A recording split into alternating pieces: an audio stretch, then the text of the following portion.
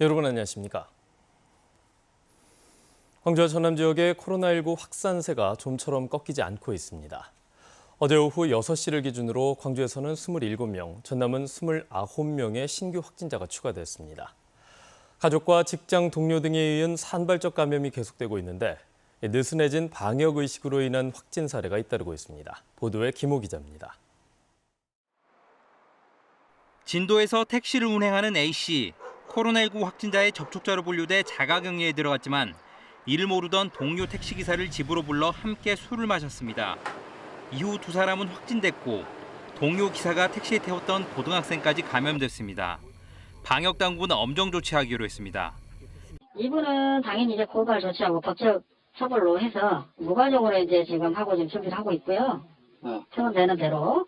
장흥에서는 지역 방역 총책임자인 현직 군수와 공무원, 전직 군수 등 10여 명이 식당 출입자 명부를 쓰지 않아 주민신고로 과태료 10만 원씩을 부과받았고, 고흥에서는 인원 제한을 어기고 가족 모임을 했다가 할아버지부터 손주까지 10여 명이 확진됐습니다. 방역당국은 감염력이 높은 델타 변이의 확산으로 가족과 직장 동료 사이에 감염이 이어지고 있다며 방역수칙 준수를 강조했습니다. 마스크 착용과 손 씻기, 잦은 환기, 산밀 환경 개선 등 기본적인 방역수칙 준수하기, 이동과 모임, 외출 등 사람 간 접촉을 최대한 자제하기, 불효불급한 약속 및 집단 행사의 취소.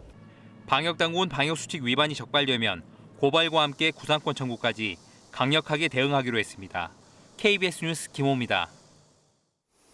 이렇게 지역 감염 상황은 여전히 심각하지만 2학기를 맞이한 일선학교는 비대면 대신 전면 등교 수업을 시작했습니다. 학력 격차와 돌봄 부담을 더 이상 두고 볼 수 없다는 판단인데요. 코로나19 장기화 속에서 나온 전면 등교 결정을 두고 기대와 우려가 교차하고 있습니다. 손준수 기자가 취재했습니다. 한 달 동안의 방학이 끝난 2학기 첫날, 오랜만에 교실이 학생들로 북적거립니다. 전면 등교 수업을 하기로 한 교육청의 결정 때문입니다. 코로나라서 방학을 좀 무료하게 보내긴 했는데 계약해서 친구들을 보니까 그래도 기분은 조금 좋아지는 것 같아요. 교육부의 2학기 등교 확대 방침이 내려진 전면 등교 결정. 비대면과 대면 수업을 병행한 지난 1년 반. 학습 결손과 학력 격차가 걷잡을 수 없이 커졌다는 판단에서 이루어졌습니다. 부적응의 문제 때문에 이렇게 적극적으로 애들이 질문을 한다거나 또 그다음에 수업에서의 반응하는 것들이 예전보다는 좀 떨어진 것 같아서 좀 아쉬운 부분이 있습니다. 교육당국은 사회적 거리두기가 4단계로 격상되지 않는 한 전면 등교를 이어간다는 방침입니다. 걱정은 역시 코로나19 확산 가능성. 최근 확진자 수가 늘어난 데다 고3을 제외하고는 백신도 못 맞기 때문입니다. 등교 수업에 찬성하는 학부모들도 걱정은 큽니다. 거리두기나 그런 걸 잘하면 상관이 없는데 아무래도 애들이다 보니까 그게 다 안 지켜지기도 하고 그럴 수 있는 게 좀 걱정이 되기는 하는데요. 그래도 보내는 게 저는 더 좋다고 생각을 합니다. 광주 전남교육청은 6월부터 한 달 동안 전면 등교를 시도한 결과 이전보다 확진자가 더 많이 나오지는 않았다며 방역수칙을 지키면 감염 예방이 가능하다는 입장입니다. 교육당국은 등하교 시간에 시차를 두거나 학년별로 급식 시간을 따로 정해 밀집도를 최소화할 계획입니다. KBS 뉴스 손준수입니다. 이용석 광주시장이 어등산 관광단지 조성 사업과 관련해 서진건설에 사실상 우선협상 대상자 지위 반납을 요구하는 결단을 촉구했습니다. 이 시장은 어제 출입 기자들과 만나 서진 측이 2년 전 우선협상 대상자로 선정됐지만 사업이 한 발짝도 나아가지 못해 유감스럽다며 광주시의 뜻에 따라 사업을 추진하기 어렵다면 지역 발전을 위해 대승적 결단과 협조를 요청한다고 말했습니다. 어등산 관광단지 조성 사업은 어등산 일대 41만 제곱미터 부지에 휴양시설과 호텔 등 유원지를 조성하는 사업으로 광주시와 서진건설 측은 사업 추진을 담보하는 협약 이행 보증금의 규모를 놓고 이견을 좁히지 못하고 있습니다. 지난달 광주시가 발표한 장기 요양원 3개년 지원 계획이 미흡하다는 지적이 제기됐습니다.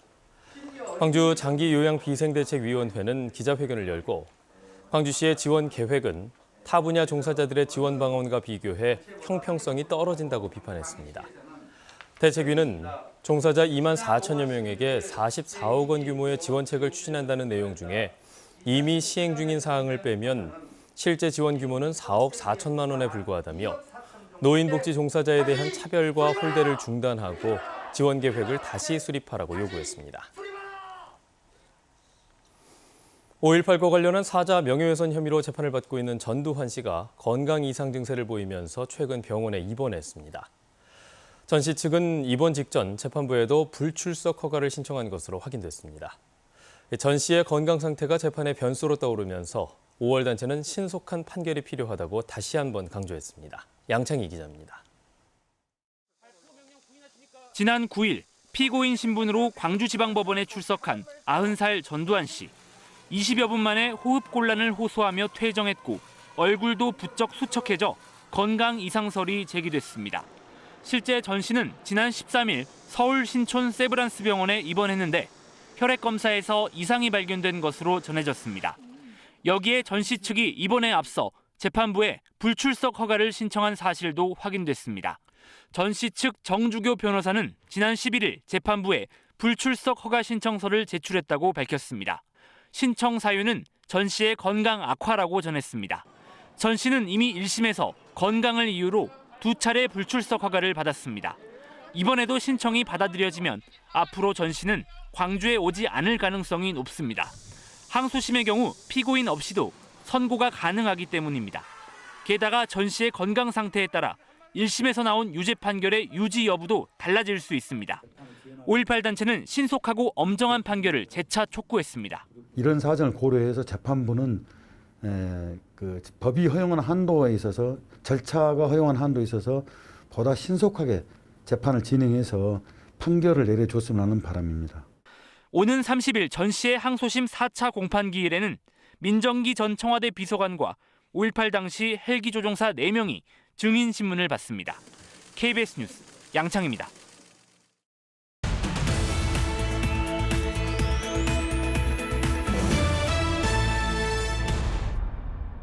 전라남도와 경상북도가 추석을 앞두고 국민권익위원회에 청탁금지법 농수산물 선물 상한액 한도를 10만 원에서 20만 원으로 상향해 줄 것을 공동 건의했습니다. 전남도는 농어업 분야 위기 극복을 위해 선물 상한액 조정이 반드시 필요하다고 강조했습니다. 광주 동구청이 주민들의 치매 예방을 돕기 위해 동네방네 치매 예방 프로그램 개강식을 갖고 본격적인 운영에 들어갔습니다. 동구는 앞으로 관내 마을 사랑채 6곳을 순차적으로 찾아 50세 이상 주민을 대상으로 치매 예방과 인지활동 교육 등을 진행할 예정입니다. 광주 북구청이 중소기업 경영진과 간담회를 갖고 지원 방안을 논의했습니다. 이 자리에서 중소기업 관계자들은 청년 일자리 채용 지원과 첨단 3지구 입주기업 지원책 마련 등을 요구했습니다. 목포시가 한국문학관협회 등 전국의 문학단체와 협약을 맺고 목포 문학박람회의 성공 개최를 위해 힘을 모으기로 했습니다. 목포 문학박람회는 오는 10월 7일부터 나흘간 목포 전역에서 펼쳐집니다. 지금까지 단신브리핑이었습니다. 광주 시민사회단체로 구성된 나주혁신도시 부영골프장 용도지역 변경반대 시민운동본부는 어제 자료를 내고 부영그룹 이중근 회장에 대한 가석방을 철회해야 한다고 주장했습니다. 본부는 수백억 원대의 횡령과 배임이라는 중대한 범죄를 저지른 이 회장을 가석방하는 것은 공정과 정의라는 가치에 맞지 않는 특혜라면서 이를 강행한 정부를 비판했습니다. 금호타이어 노조가 사측의 전향적인 임금 협상안을 요구하며 생산 공정을 점거하고 농성투쟁에 들어갔습니다. 금호타이어 노조는 어제 오전부터 정일택 사장의 결단을 촉구하며 집행간부 위주로 생산 공정의 초기 단계인 아변 공정이 이루어지는 크릴룸 안으로 들어가 농성투쟁을 벌이고 있습니다. 금호타이어 사측은 노조의 크릴룸 농성투쟁이 장기화하면 생산 차질이 빚어질 수밖에 없다면서 대화로 원만하게 협상을 타결짓겠다고 밝혔습니다. 광주 비엔날레 재단 새 대표이사에 박양우 전 문화체육관광부 장관이 내정됐습니다. 재단법인 광주 비엔날레는 어제 오후 이사회를 열고 박 전 장관을 선임하기로 결의했습니다. 박 전 장관은 현재 중앙대 예술대학원 교수로 재직 중이며 사직 절차와 공직자윤리위원회의 심사를 거쳐 선임될 예정입니다. 이와 관련해 이용섭 광주시장은 그동안 내분이 있었던 비엔날레 재단의 차기 대표는 조직관리 역량과 함께 차기 전시를 위해 미술과 전시에 대한 전문성이 있어야 한다며 이 같은 점을 고려해 박 전 장관에게 대표이사를 맡아줄 것을 요청했다고 밝혔습니다. 지난달 광주와 전남 지역의 아파트 가격이 상승세를 이어갔습니다. 한국부동산원이 발표한 7월 주택가격 동향 자료를 보면 광주의 아파트 매매 가격은 전달보다 0.73%, 전남은 0.33% 각각 상승한 것으로 나타났습니다. 부동산원은 광주의 경우 북구와 광산구 등 주요 지역의 역세권 단지 위주로 아파트 가격이 오른 것으로 분석했습니다. 여순사건 특별법 시행을 앞두고 전국 단위의 연대 조직인 여순사건 범국민연대가 출범합니다. 범국민연대는 내일 순천만 생태문화교육원에서 공식 출범식을 갖고 특별법 제정에 따라 내년 1월에 출범할 여순사건 진상규명 및 희생자 명예회복위원회와 실무위원회 등이 제대로 작동하는지를 감시하고 견제하는 역할을 해나갈 계획입니다.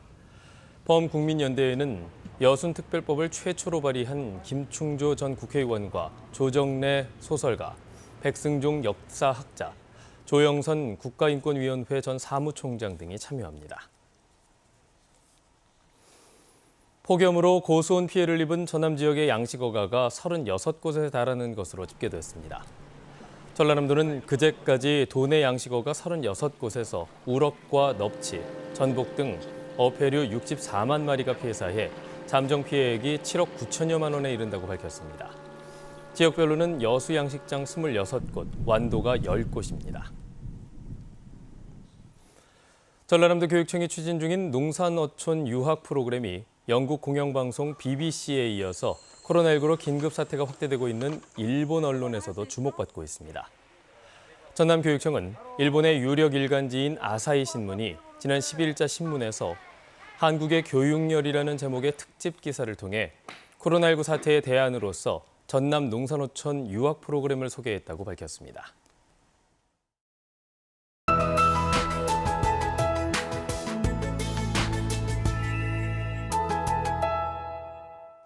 이번 주에는 소나기 예보가 자주 들어 있습니다. 오늘도 낮부터 밤까지 국지적으로 시간당 30에서 50mm의 소나기가 쏟아지는 곳들이 있겠고요. 돌풍이 불고 일부 지역은 우박이 떨어지겠습니다. 예상되는 비의 양은 20에서 80mm인데요. 소나기의 특성상 갑자기 좁은 지역에 강하게 내리기 때문에 외출하신다면 우산 챙기시는 게 좋겠습니다. 오늘 비가 오지 않을 때는 대체로 구름이 많겠고요. 아침까지 순천과 보성 등의 안개가 짙게 끼겠습니다. 가시거리가 현재 300m 안팎을 보이고 있어서 출근길 교통안전에 주의하시기 바랍니다. 폭염특보가 해제되긴 했지만 당분간 낮더위는 계속되겠습니다. 광주의 낮 최고기온 29도, 담양 30도까지 오르겠습니다. 구례 31도, 광양 29도가 예상됩니다. 목포의 낮 최고기온 28도, 영암과 강진 30도, 해남 29도까지 오르겠고요. 신안을 비롯한 그 외 도서 지역은 28도가 예상됩니다. 남해 서부 먼바다는 오늘 물결이 최고 2.5m로 다소 높겠습니다. 금요일까지 국지적으로 강한 소나기가 쏟아질 수 있겠고요. 주말부터 다음 주까지 길게 비 예보 나와 있습니다. 날씨였습니다. 뉴스를 마칩니다. 여러분 고맙습니다.